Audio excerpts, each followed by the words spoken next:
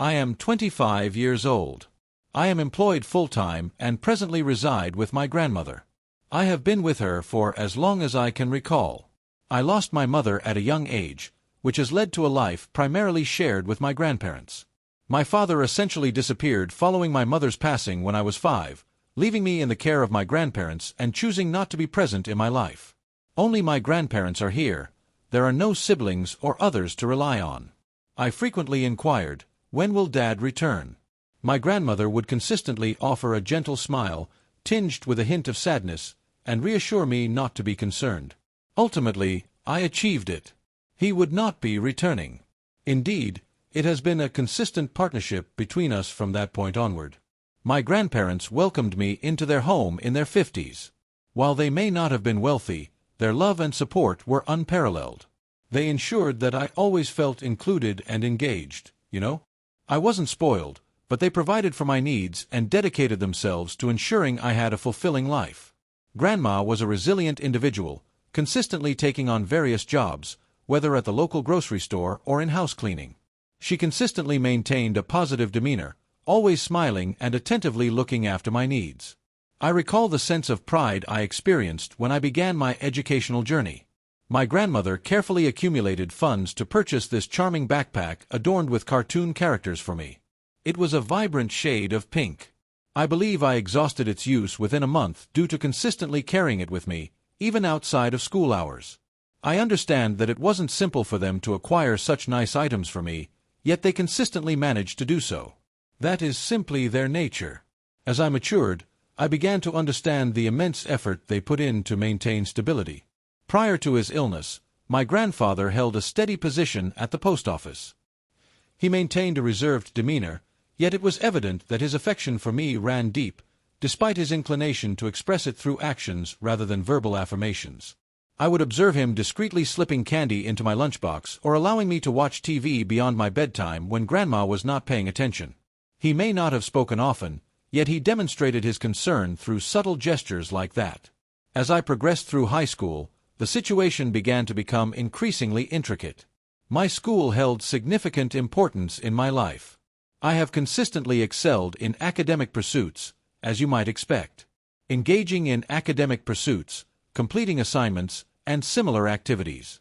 I aspired to attend an exceptional high school. Not merely a public school, but among the finest in the category. It seemed to be the sole solution to our predicament, as I felt compelled to take action in my life to ensure that everything had significance. I recall a conversation I had with my grandmother during my middle school years. We were seated at the table enjoying dinner when she remarked, "Jenny, try not to worry too much about attending a public high school. Please select the option that appeals to you the most." At the time, I didn't fully understand, but in retrospect, it's clear that she had concerns about the financial situation. Private schools incurred high costs, and despite their outward appearance, I was aware of the challenges they faced. Therefore, I inquired, "What is the situation with you and grandfather? Will it be challenging for me to attend a private school?" She offered a polite smile and gently shook her head. "We will handle it," she stated. "We have accumulated some savings." She consistently presented herself in a way that suggested everything was fine, even in challenging circumstances. I wasn't foolish, however. I was aware that they were putting in their utmost efforts on my behalf. I committed to putting in the necessary effort to gain admission to the most prestigious public high school available to me. I was determined not to allow them to incur additional expenses beyond their means. I dedicated myself to my studies, putting in late nights and early mornings, with flashcards spread all around me. When the entrance exam arrived, I excelled. Received acceptance into a top-tier public high school. I will always remember the expression on my grandparents' faces when I shared the news with them. My grandfather, who seldom spoke, rose from his chair, approached me, and enveloped me in a warm, firm embrace. I can confidently say that it was the first time I had ever witnessed him in tears. They expressed great pride in my achievements. I believe that was the initial moment I truly sensed that I was on the right path, It felt as though I was repaying them for all their contributions to my journey. Grandpa made a reservation at a lovely restaurant in town to commemorate the occasion. Such activities were not a regular occurrence for us. It was indeed a significant matter. That day, I experienced a profound sense of fortune. However, high school had its share of challenges. After a few years, a transformation began to unfold. Upon returning home from school, the atmosphere in the house was distinct. It felt as though this cloud loomed over all aspects. I recall entering the kitchen one day and finding my grandma seated at the table, her head resting in her hands. I inquired about her well-being, and she gazed at me with weary eyes and replied, "Grandpa's unwell." I was at a loss for words. What is your response to that? At that time, I was merely a teenager and lacked a full comprehension of the gravity of the situation initially. However, the situation deteriorated.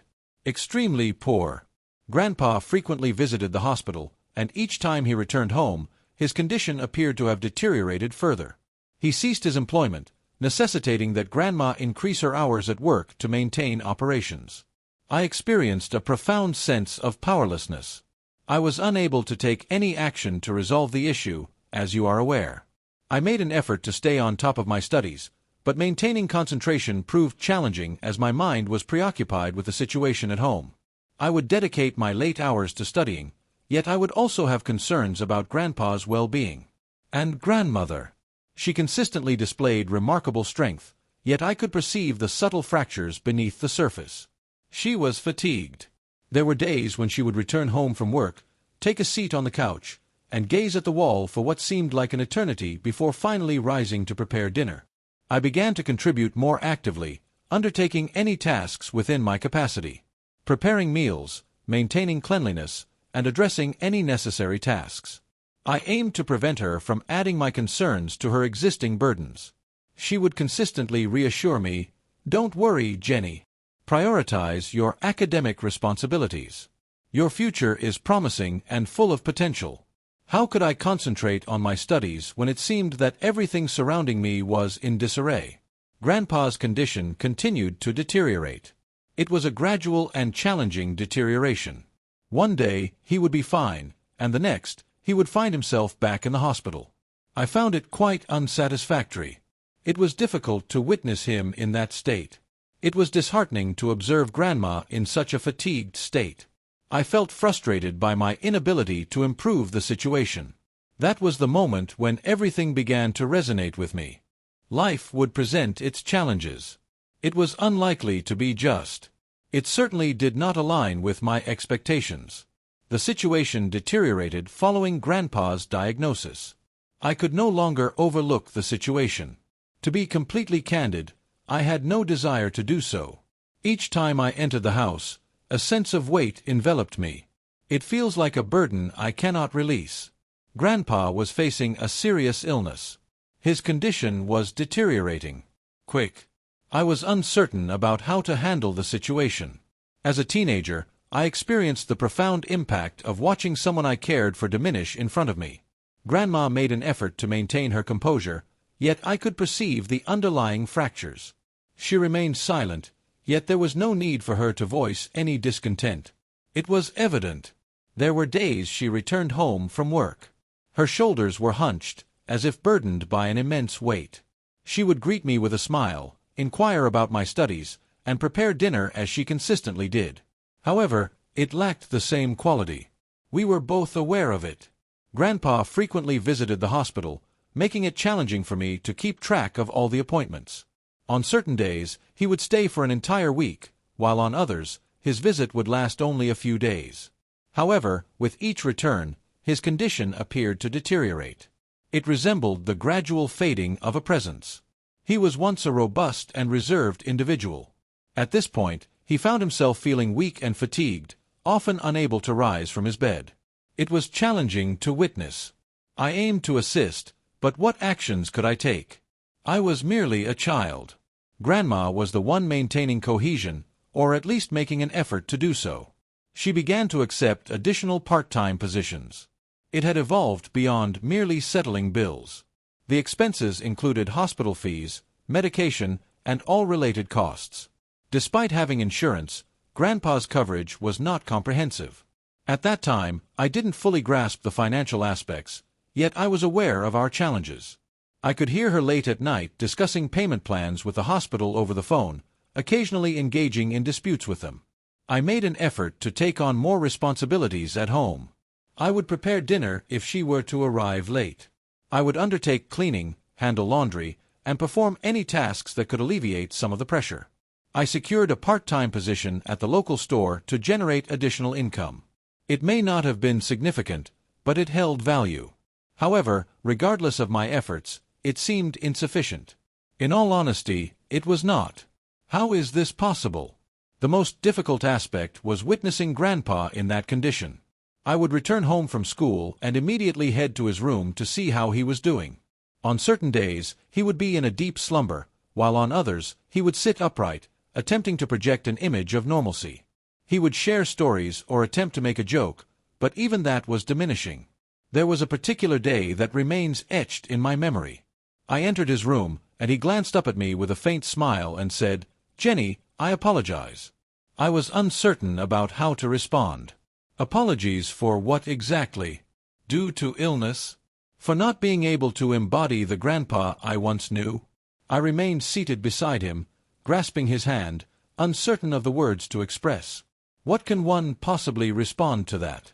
No words from me could resolve the situation. As time progressed, challenges continued to intensify.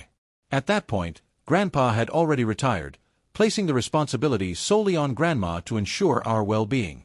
I noticed her fatigue, yet she remained composed and did not reveal it. She would assure, "Don't worry, Jenny, I'm perfectly fine." However, she was not. She was exhausting herself, and I was aware of it. There were days when she returned home from her professional commitments. I noticed the signs of her tears, yet she would never acknowledge it. That did not align with her preferences. Subsequently, the hospital came into focus. It seemed that almost daily, a new complication arose concerning Grandpa's health. The doctors provided explanations, yet I found myself grasping only a portion of the information.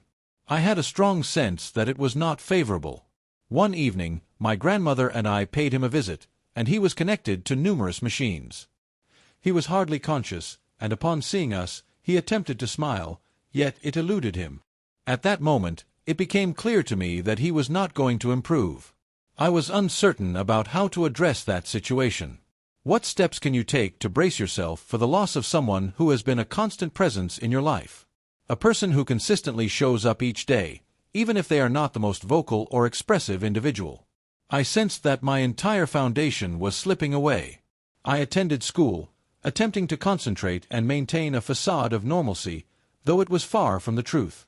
My friends didn't fully understand it. They would inquire, "How is your grandfather doing?" In my assessment, he is satisfactory. What more is there to express? No one else at my age was handling these matters. While others were preoccupied with their grades or weekend plans, I found myself consumed with concern for my grandpa's well-being through the night. Grandma began discussing the process of seeking government assistance. We had consistently navigated challenges successfully, but at this moment, assistance was essential. I was not well versed in the details of that process, yet it was clear to me that she was reluctant to proceed. She held a sense of pride, and seeking assistance was not characteristic of her, yet we found ourselves with no alternative. I recall the day she visited the city office to submit her application. She returned home with a substantial stack of papers, a collection of forms requiring her attention, and I could clearly observe the frustration reflected in her eyes. "It is quite perplexing," she remarked, seated at the table, gazing at the extensive paperwork.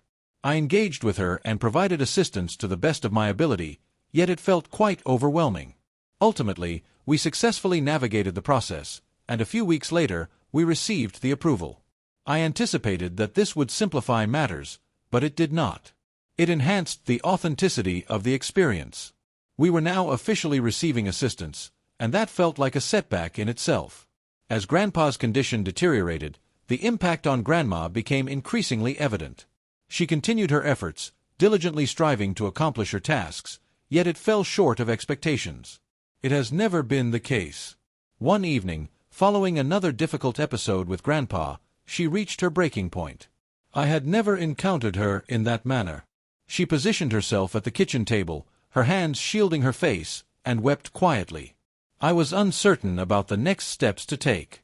I wished to offer her solace, to assure her that all would be well, Yet I found myself unable to do so, as I lacked that conviction within myself. We found ourselves in a challenging situation, and it seemed that despite our best efforts, we were becoming increasingly overwhelmed. I felt apprehensive. Concern for Grandpa, concern for Grandma, and frankly, concern for my own well-being. What would be the consequences if we were to lose him? How will we proceed with management? I found myself with numerous questions circulating in my mind, yet lacking any answers. One day, after Grandpa had spent several days in the hospital, we received the call. I cannot recall who provided the response, yet the silence that ensued remains vivid in my memory. The type of silence that unmistakably indicates something unfortunate has occurred.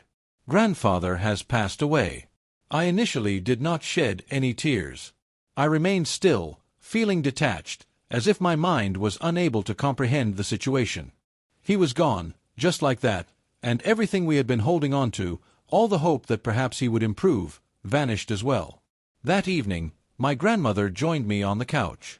She remained quiet, simply holding my hand, and for the first time in a long while, I experienced a sense of childlike innocence, feeling like a frightened, adrift child uncertain of what lay ahead. Following Grandpa's passing, there was an undeniable sense of unfamiliarity in everything. The residence was excessively silent, excessively vacant. He had been unwell for some time, yet we consistently held on to the hope that he would return home once more. When that didn't occur, I believe both Grandma and I experienced a sense of disorientation. Although we didn't explicitly discuss it, our movements throughout the house, navigating around specific rooms and keeping ourselves occupied, made the situation quite apparent. I dedicated myself fully to my work. At that point, I had completed high school and needed to defer my college plans to assist my family. I could not possibly leave Grandma by herself, particularly after all she had done for me. I have secured a full-time position at a local store. It may not have been extravagant, but it fulfilled our financial obligations, which was essential for us at that moment. However, my concern was primarily for Grandma. She remained silent about her grievances, as she always had. However, I could observe the fatigue she was experiencing. She continued to manage her part-time jobs, despite the circumstances, and I could sense her feelings of guilt. Upon returning home from work one day, I discovered her seated at the kitchen table, gazing at the pile of bills as if they were poised to spring up and attack her. I took a seat opposite her. "What seems to be the issue?" I inquired, despite being aware of the response. She let out a sigh and gently shook her head. "These are the invoices, Jenny. We are navigating the situation, though it is quite challenging. I am feeling quite fatigued." I was at a loss for words. I was fatigued as well, yet I chose not to express that. I needed to take charge. "Rest assured, Grandma. I am currently engaged in full-time work, as you may recall. We will navigate this successfully." She offered a slight smile, yet it failed to illuminate her eyes. "At your age, it's important to focus on more pressing matters rather than financial concerns. This is not the life I envisioned for you." That impacted me significantly. It was evident that she experienced a sense of guilt, as if she had let me down in some manner, yet my perspective differed significantly. She and Grandpa had nurtured me, provided me with all they could, and now it was my responsibility to assist. I refused to allow her to bear all that guilt. "Ba oi, ba de la moi Thursday v chow. I owe my current position to you and Grandpa. Do not for a moment believe that this is your responsibility." She nodded, yet it was evident that she remained unconvinced. Following that, I committed myself to increasing my efforts, accepting additional shifts, and doing everything within my capacity to alleviate her concerns. It was a challenging task, yet it was necessary for me to proceed. Several months passed, and a sense of routine began to establish itself. Professional responsibilities, financial obligations, rest, and continue. It may not have been an extraordinary existence, but it was uniquely ours. One day, unexpectedly, we received a phone call.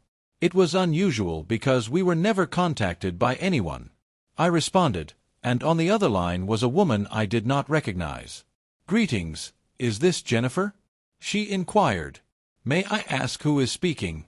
After a brief moment of silence, she stated, "I am your father's wife." My stomach sank. My father. I had not received any communication from him in approximately 20 years.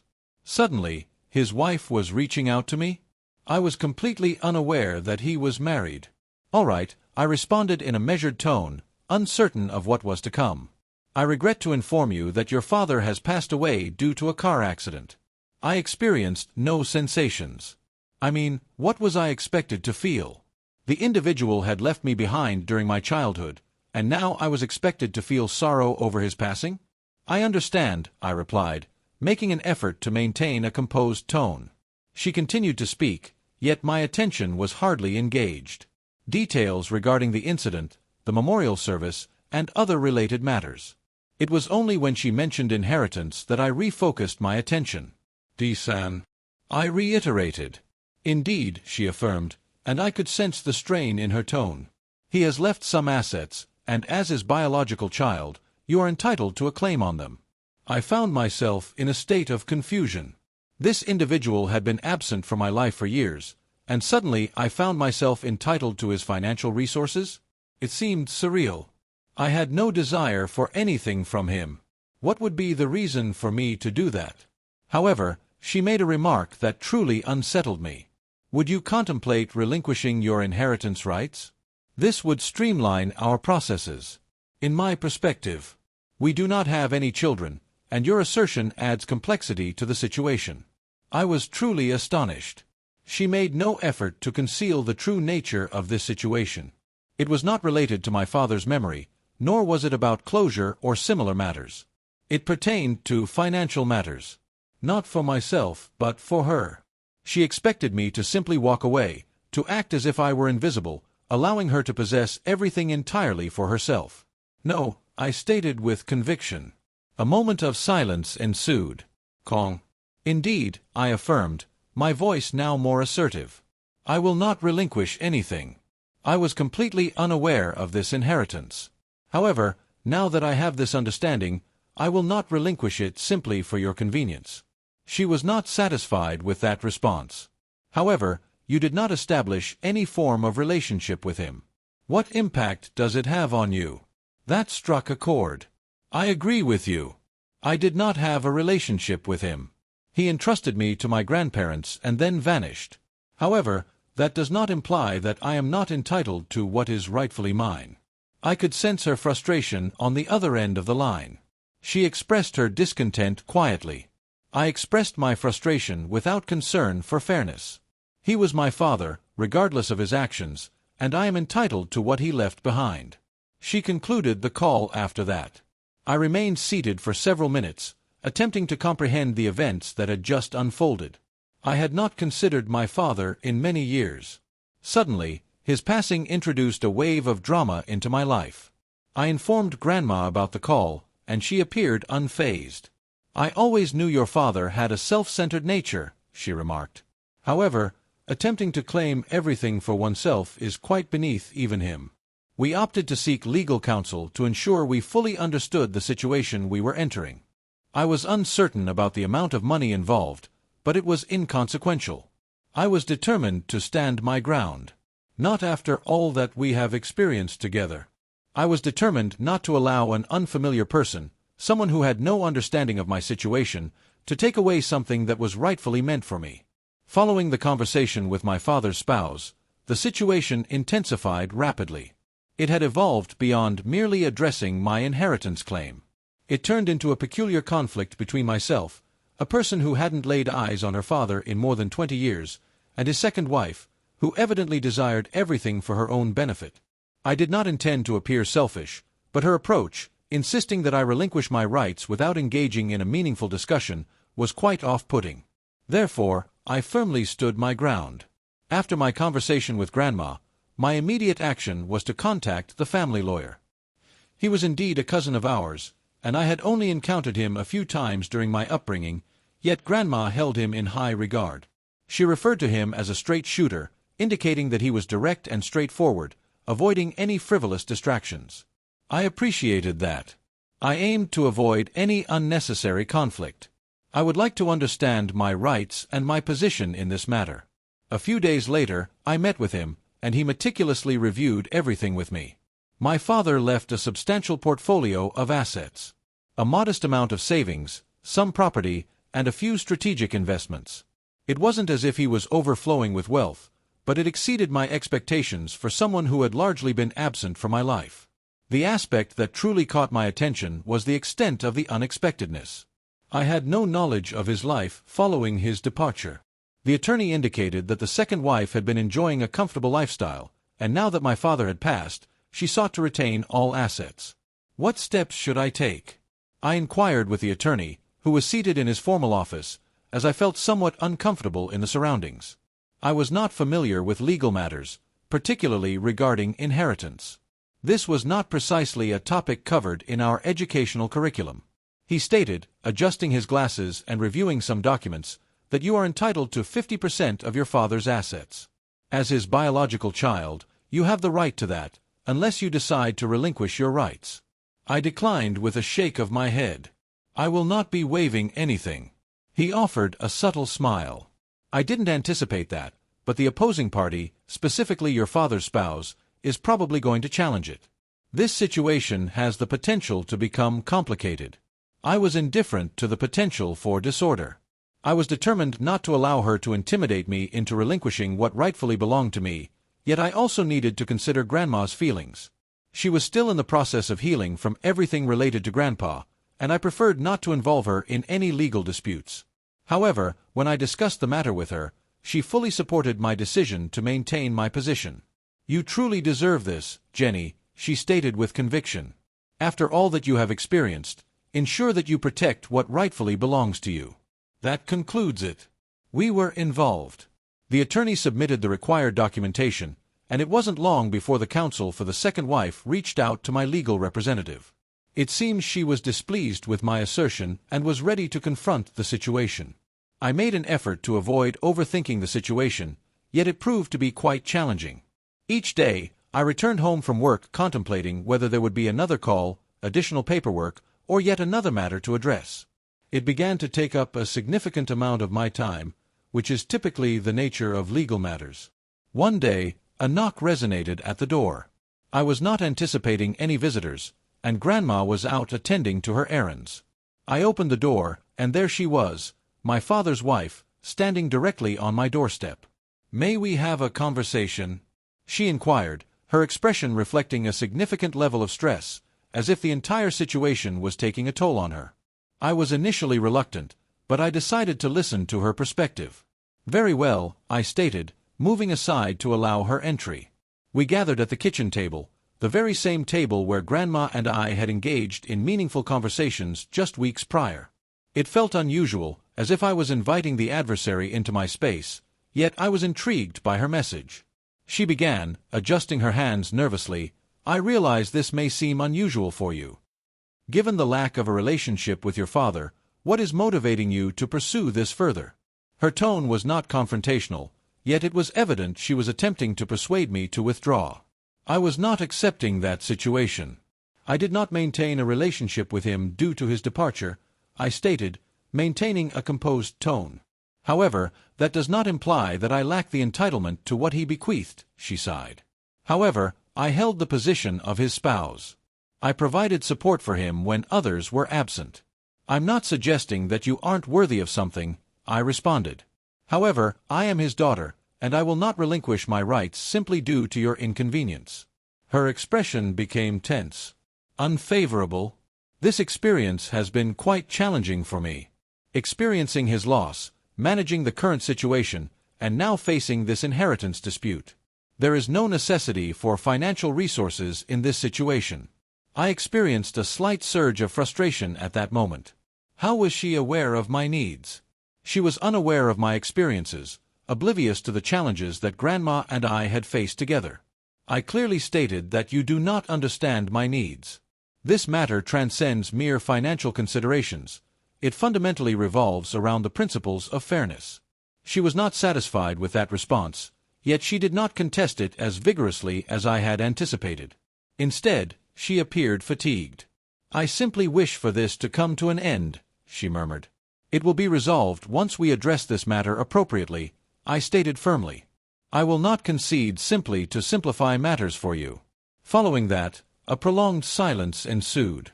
She gazed intently at the table, and it was evident that she was contemplating her next words carefully. However, whatever thoughts she had, she chose to keep them private. Following a brief period of uncomfortable silence, she rose to her feet. "I hope you reconsider," she stated, her tone devoid of inflection as if she anticipated my response. I remained silent as she exited, observing her departure with a complex blend of frustration and uncertainty. I aimed to avoid conflict with her, yet I was determined not to allow her to dominate me. Upon Grandma's return, I informed her about the visit. She simply shook her head. "She is in a difficult situation," Grandma stated, "but remain resolute in your decision. You are making the correct choice." I trust that her judgment was sound. I was not satisfied with the way events were unfolding, yet I was certain of one thing. I was determined not to allow anyone to exploit my situation. Not at this moment, and never in the future. Following the visit from my father's spouse, the situation became increasingly intricate. The legal proceedings were already underway, and I was confident that we would not retreat. I did not receive any further communication from her directly. However, my attorney certainly did. He began receiving a series of assertive letters from her, aiming to expedite a settlement and essentially pressuring me to concede. However, I remained steadfast. This entire situation has begun to take a toll on me. I was experiencing poor sleep, and each time the phone rang, a knot formed in my stomach, anxious that it might bring more complications regarding the inheritance. Grandma consistently encouraged me to remain resilient, yet it was evident that she was also feeling fatigued. We could not afford to overlook it. Each day brought a fresh correspondence, a new demand from their attorney aimed at persuading me to concede, and I was beginning to sense that I was ensnared in an unrelenting struggle. Unexpectedly, my attorney reached out to me one afternoon while I was at the office. "We have encountered an issue," he stated, his tone noticeably strained. I instantly experienced a sinking feeling in my stomach. "What are the next steps?" I inquired, preparing myself for the most unfavorable outcome. "She is formally disputing your claim," he clarified. "She is stating that your father intended for you to receive nothing, and that he specifically wished for everything to be allocated to her." I was taken aback. "What is it? How could she make such a statement? There is no document that explicitly states that, correct?" He let out a deep breath. "Understood. However, she asserts that this was his intention. He simply never found the time to document it properly." I was truly astonished. It seemed that whenever I believed everything was beginning to stabilize, there was always a new method to disrupt the situation once more. "What are our next steps?" I inquired, my frustration evident. "We confront it," he stated plainly. "She may assert anything she wishes, but without substantial evidence, her claims will not withstand scrutiny in a legal setting. It is a straightforward intimidation strategy." I acknowledged him with a nod, despite his inability to see my gesture. I recognized his correctness, yet it did not simplify the situation I had to confront. The entire process felt prolonged, contributing to an increased sense of fatigue. Weeks went by as we engaged in ongoing discussions with their legal representatives. At one point, they attempted to claim that I was not genuinely his daughter. Indeed, without a doubt, they were exceedingly eager to eliminate my presence. I was astonished by the measures they were taking to prevent me from obtaining what rightfully belonged to me. I recall an evening spent with my grandmother, feeling utterly exhausted. "I find myself questioning the purpose of my actions," I expressed, sinking into the couch. My grandmother cast a knowing glance, as if she understood precisely what I was experiencing. She stated with conviction, "You are undertaking this because it is the right course of action. Do not allow them to intimidate you into relinquishing what rightfully belongs to you. Your father may not have been present in your life, yet that does not diminish your right to receive your rightful share." She was correct, yet it was challenging to remember that when it seemed as though the struggle would persist indefinitely. Nonetheless, I persevered. We submitted our responses, attended meetings, and consistently advanced our efforts. One day, I received a call from my lawyer that transformed the entire situation. "They are proposing a settlement," he stated, his tone reflecting astonishment. "A settlement," I reiterated, struggling to grasp the reality of it. "What type of resolution are we discussing?" "They are proposing an equal division of everything, Without any further disputes, he clarified. All claims will be relinquished, and you will receive 50% of the estate. I remained seated, in disbelief. Following extensive negotiations and discussions, they ultimately reached a willingness to settle.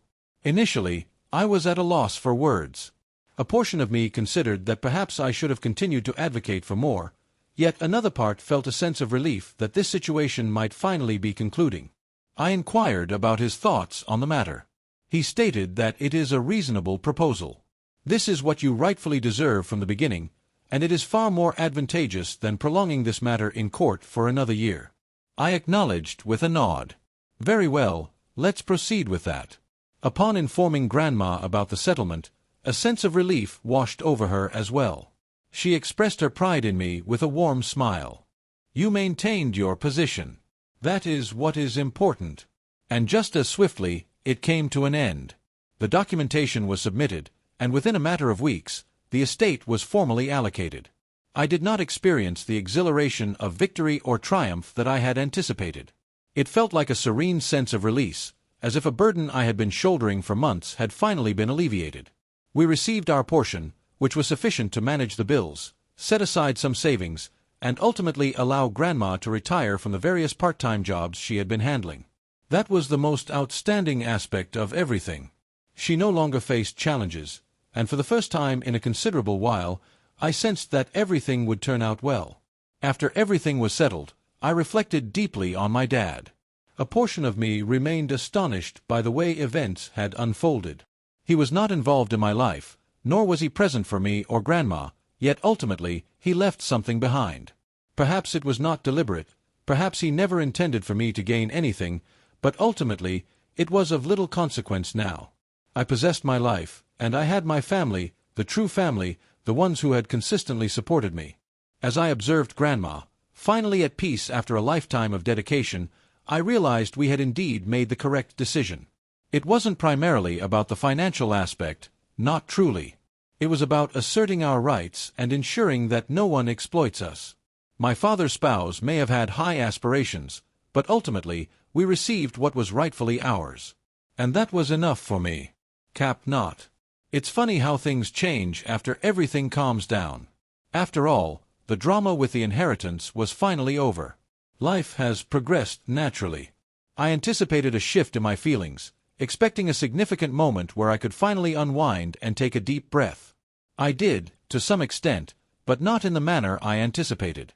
Following the receipt of our inheritance, I prioritized ensuring that Grandma received the care she deserved. The objective has consistently been clear. I aimed for her to feel at ease, free from concerns about finances or obligations moving forward. She had dedicated herself tirelessly throughout her life, particularly during Grandpa's illness, and now she was finally free from that burden. That singular achievement rendered all the challenges and conflicts worthwhile. However, once everything was resolved, I realized that I felt somewhat wrong. It's quite unusual, isn't it? I had dedicated considerable time and effort to navigating the complexities of legal matters, all while reflecting on my father and his spouse. Once everything was resolved, I found myself uncertain about how to proceed with my life. I had always anticipated some form of resolution, hoping to gain insights into why my father departed or what his life entailed after his disappearance. However, none of that ever materialized. There was no significant revelation, no concluding element that clarified everything. He was merely disappeared. And that concluded the matter. One evening, my grandmother and I were seated on the porch, observing the sunset with quiet appreciation. It was one of those serene moments where silence enveloped us, yet I sensed we were both reflecting on everything that had transpired. "You performed well, Jenny," she stated unexpectedly, her tone gentle yet resolute. I glanced at her and offered a smile. "Thank you, Grandma," she acknowledged and then expressed an unexpected thought. "Now is the moment for you to focus on your own needs and aspirations. For an extended period, you have prioritized the needs of others, yet there lies an entire future waiting for you to embrace." I was uncertain about how to respond to that. She was indeed correct. I dedicated a significant amount of time to considering the needs of others, without taking a moment to reflect on my own desires. However, at this moment, I sensed that perhaps I had the capability to do so.